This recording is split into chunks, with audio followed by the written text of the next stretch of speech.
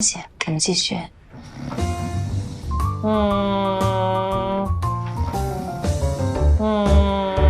你别紧张，这里很安全，没有人能伤害你。我不知道。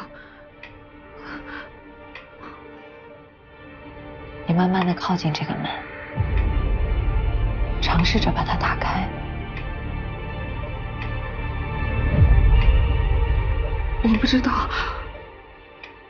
没有任何人可以伤害你。什么声音？没事的，我们继续。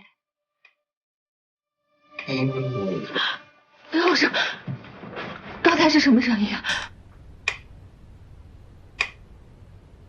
我们这里附近有人在装修，可能会有一些低频的噪音。没事的，先坐下。没关系，我们继续。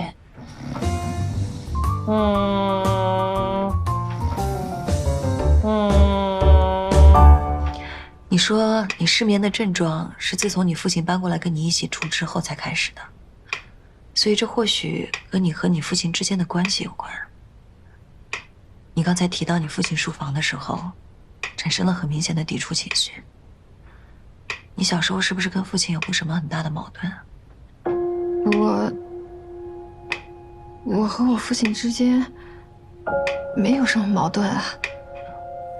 是这样的，我们所有的心理困扰呢，都会有它内在更深层次的原因。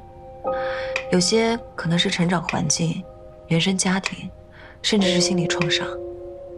所以我们要慢慢的去寻找最终的原因。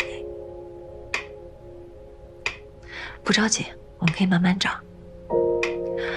深呼吸，然后闭上眼睛，吸气，准备。